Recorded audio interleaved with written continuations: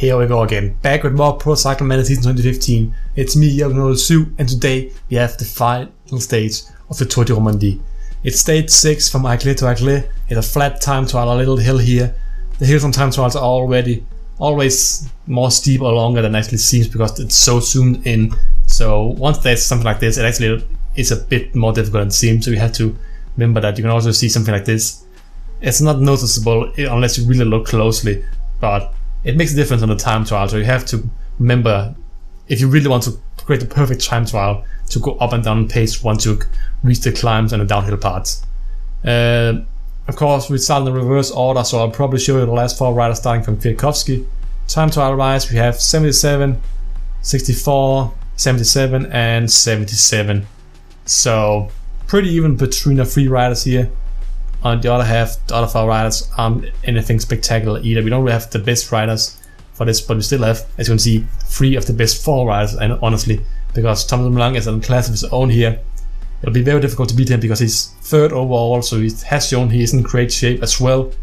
But we should be able to take still some, hopefully 3 guys in the top 10 places.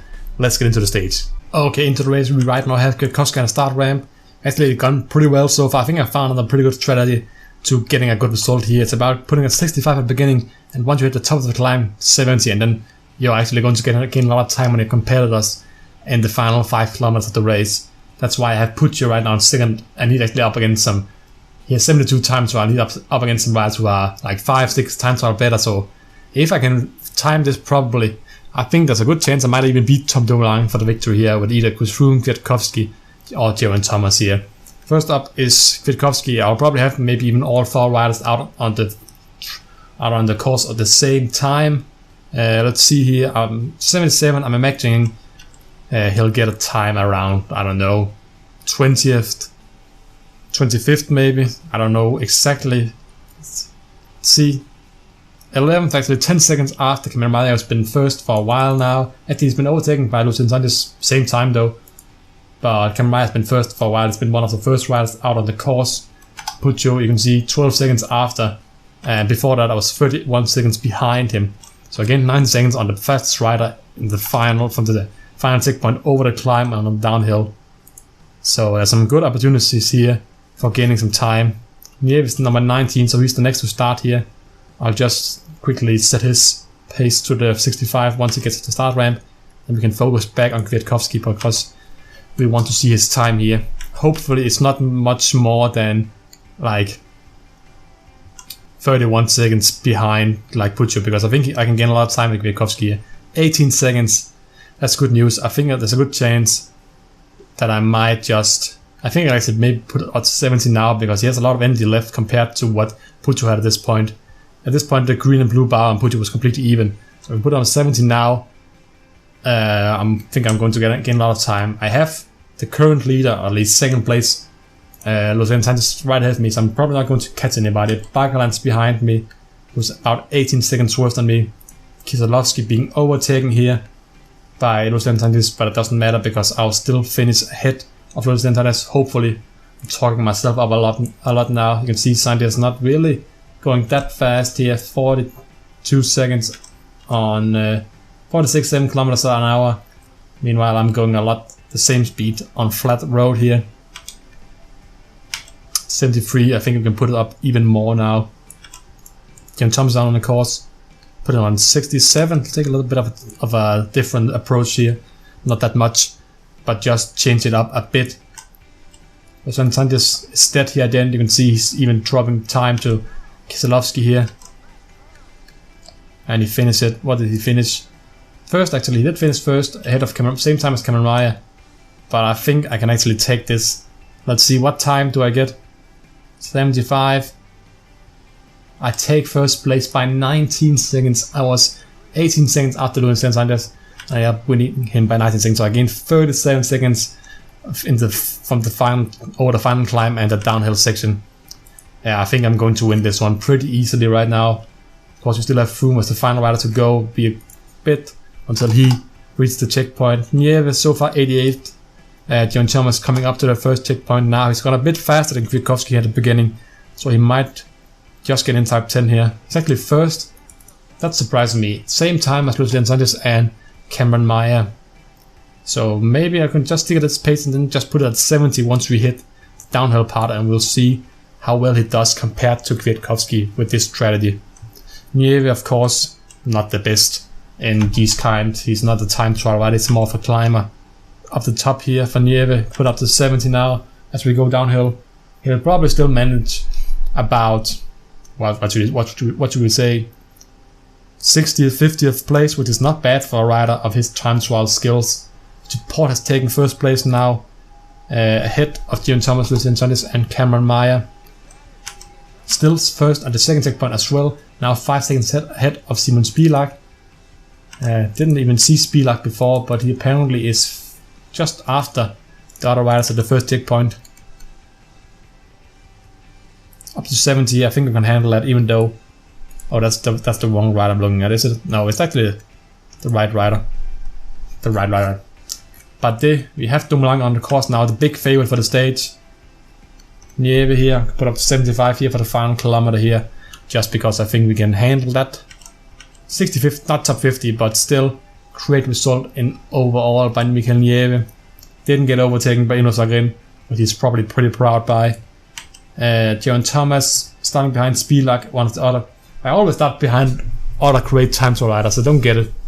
Talansky as well, another strong rider, but he will not catch me. I'm only like 1 kilometer behind Spilak. That's not poor at all. Froome now out on the course, put him on 68. Ooh, even more than Geraint Thomas. Crazy strategies here by me. Let's see how far is Dumoulin from the first. I want to see his time. But now is it just important to get Geraint Thomas. He does die out here in the last 200 meters. But doesn't matter, he still finishes ahead of Kwiatkowski. 12 seconds ahead. Spilak, who started in front of him, was it actually in third. Sanchez in fourth. Let's see here. Next up, of course, we only have one rider now to worry about. Dumoulin in first. How far ahead is he?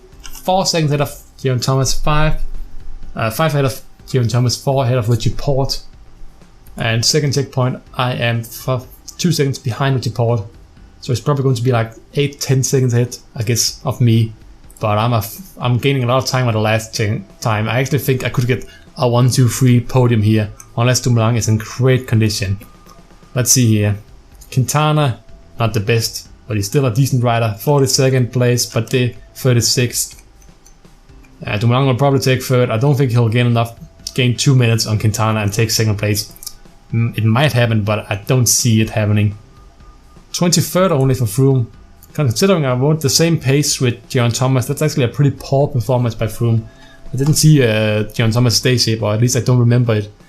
But it wasn't that great, wasn't it? I think it was like +1, +2. It's an improvement, of course, but I think Froome can do better than this. Come on, Froome. Dumoulin still first. 13 seconds, 3 seconds more than I predicted. Uran is a strong rider, but he's close to him as well. That just shows you how strong Tom Dumoulin is on these time trials. Now only Froome and Quintana to pass the last checkpoint here. Let's see. Quintana in 47 seconds after. I think there's 2 minutes between each rider here. And I'm 27, so I'm 20 seconds after Quintana here. I'm just going to put it 70. I don't think I'm going to win this stage with Chris Froome. But the question is, can I win it with Geraint Thomas? He's been a great helper so far during the race, but have I been strong enough here in the final sector that I can actually beat Tom Dumoulin, who's a lot better time trial rider than me? Uran comes in here. Dumoulin, let's see his time. I don't know what it is. He comes in 2 seconds after Geraint Thomas. Yes. I win the stage by 2 seconds. Kwiatkowski will take third. But Dick comes in here, loses of course his third place finish. Quintana not far behind. Here comes Chris Froome, battling of course for maybe beating Kwiatkowski. I guess is probably the best chance for him. He was what, 27 seconds after, so he was 11 seconds better than Kwiatkowski and 14 seconds worse than Geraint Thomas.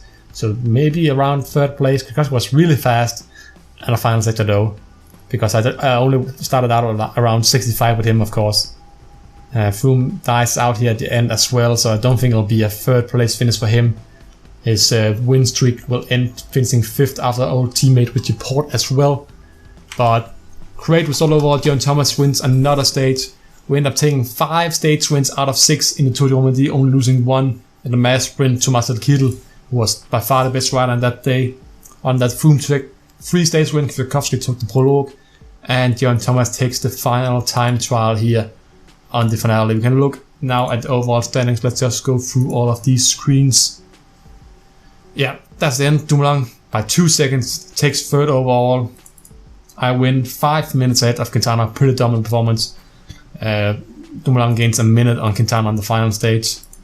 Mountain Jersey, I end up winning, of course, by taking the final mountain stages and yeah, just dominating in total, winning 3 stages all in all.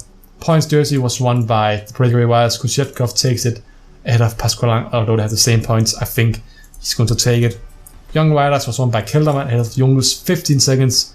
Not really the strongest young riders in this peloton. Quintana, of course, not able to compete anymore. We had Alex Peters ending up in 29th. And finally, the team competition was won by us by 7 minutes. But yeah, that's it for the Tour de Romandie. Next up is the Giro d'Italia. I will be choosing an Italian rider. If you don't want it to be Nibali, you can look at the starters for Giro d'Italia, and it has to be a DC rider as well, of course. I think there's Cunego and Nibali, and there's like one more, I can't remember exactly right now, for one of the smaller teams, but they're not going to be a threat for the overall, so I'm pretty sure I'm going to pick Astana and pick Nibali for my captain. But that's it for this video. See you guys next time. Goodbye.